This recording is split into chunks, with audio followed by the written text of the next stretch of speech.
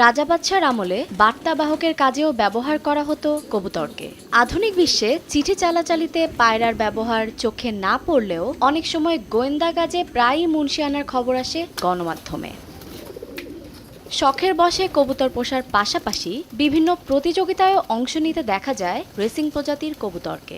এসব পায়রার দাম তুলনামূলক বেশি হলেও এবার বেলজিয়ামের এক নিলামে অবিশ্বাস্য দামে বিক্রি হলো একটি কবুতর, যার মূল্য শুনলে চোখ কপালে উঠবে যে কারো। নিউকিম নামের স্ত্রী প্রজাতির এই কবুতরটির দাম উঠেছিল ১৬ লাখ ইউরো, যা বাংলাদেশি মুদ্রায় প্রায় ১৬ কোটি টাকা।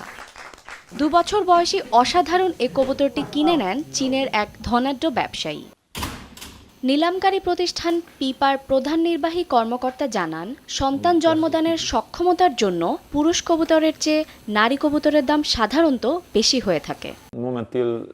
নিউকিম গতকাল ১৬ লাখ ইউরোতে বিক্রি হয়েছে। গত বছর আরমান্ডোর ক্রেতাই সেটি কিনেছে। তবে নিরাপত্তার জন্য আমরা এই বিষয়ে বিস্তারিত প্রকাশ করতে পারি না। কবুতরটি দিনে এবং রাতেও আকাশে উঠতে পারে।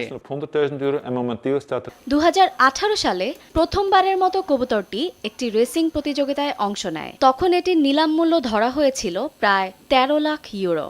এর আগে আরমান্ডো নামে আরও একটি বেলজিয়ান পুরুষ প্রজাতির কবুতর বিক্রি হয়েছিল প্রায় $১.৫ লাখ। চীনা বংশোদ্ভূত একই ব্যক্তি সেটি কিনেছিলেন। ধারণা করা হচ্ছে এ দু প্রজাতির কবুতরকে প্রজননের কাজের উদ্দেশ্যেই তিনি সংগ্রহ করেছেন।